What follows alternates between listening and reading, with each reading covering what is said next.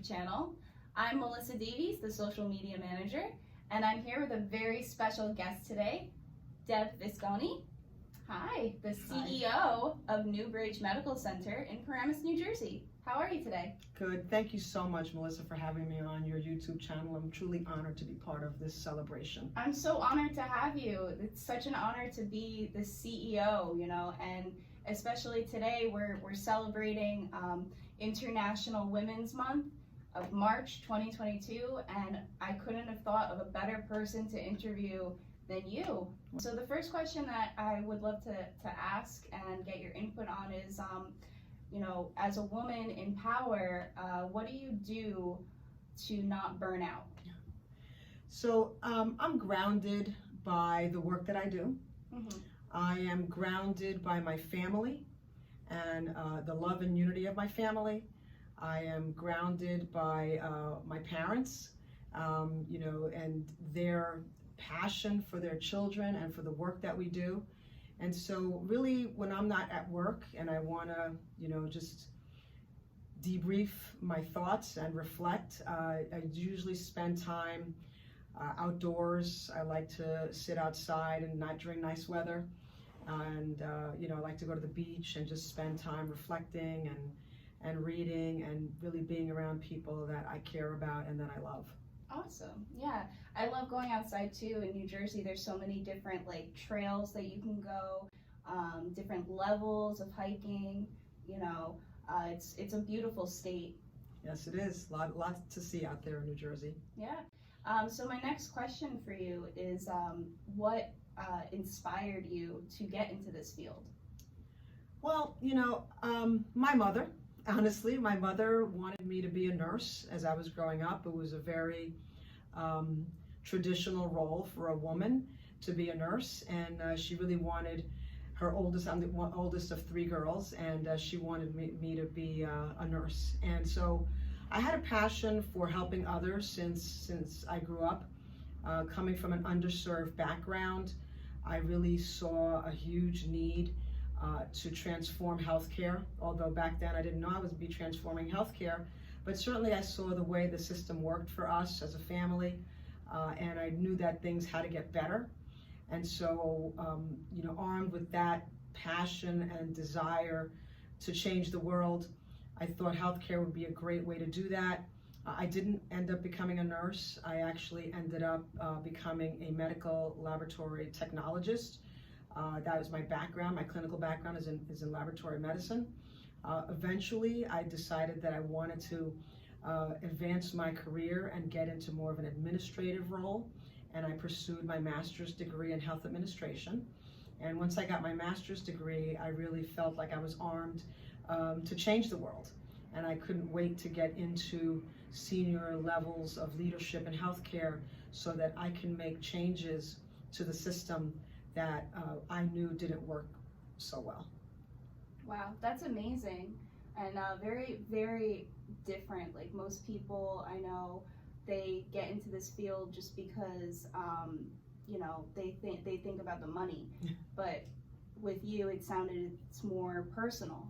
It's absolutely personal. It really was about seeing the system that didn't work well for families and people that didn't have means, and knowing that there had to be a better way, and really wanting to make that change and have a voice at the table that would help affect that change. As a woman in this field, have you ever experienced any sexism firsthand? Not directly. Okay. Not directly.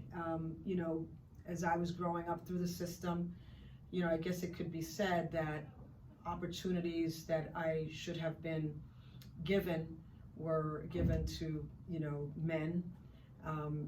So I think there was some sexism from that regard, but certainly being one of a handful, I think there's maybe 7 of us in the entire state of New Jersey that are female CEOs across the state. It really is a privilege to be in this role, but certainly I feel that we haven't really made the headway that we need to make as women. Wow.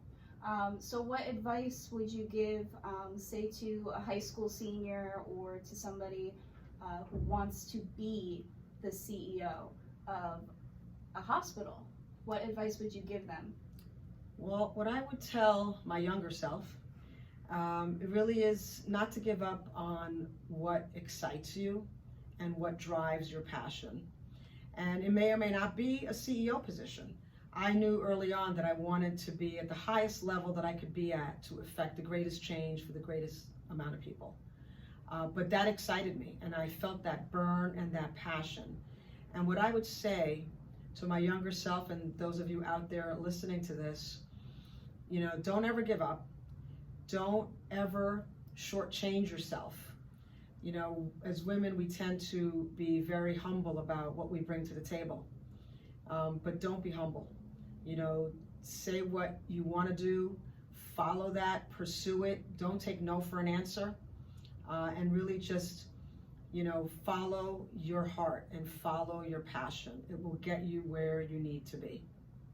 That's amazing. That's awesome. I have two younger sisters of my own that are 15 and 13, and they're involved in the STEM program. Oh, that's great. Extremely bright, very kind-hearted young kids, the total opposite of what I was at their age. You know, but I would love to see them be as successful as you.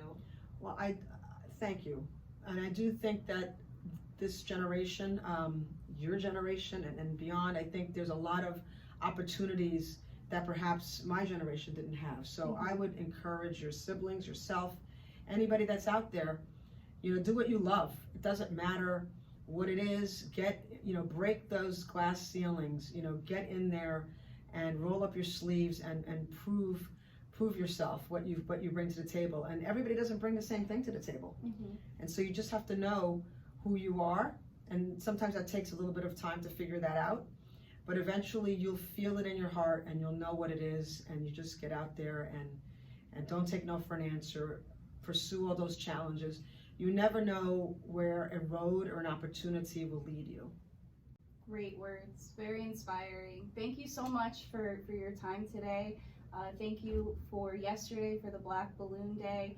And I'm certainly so excited for Alumni in Recovery's upcoming A Walk to Remember, Yes. Sponsored by, so generously, Newbridge Medical Center. Without you guys, we wouldn't be able to have such a successful event. So thank you so much. Thank you for including us as part of your journey. You know, it really does take an entire community, you know, to coin a phrase, it takes a village, and that is absolutely true. To do the work that we do and to succeed and to transform lives and save lives, it takes every single one of us to achieve that success. Thank you again. Thank you. Thank you so much. All right, I look forward to seeing you again. Thank you likewise.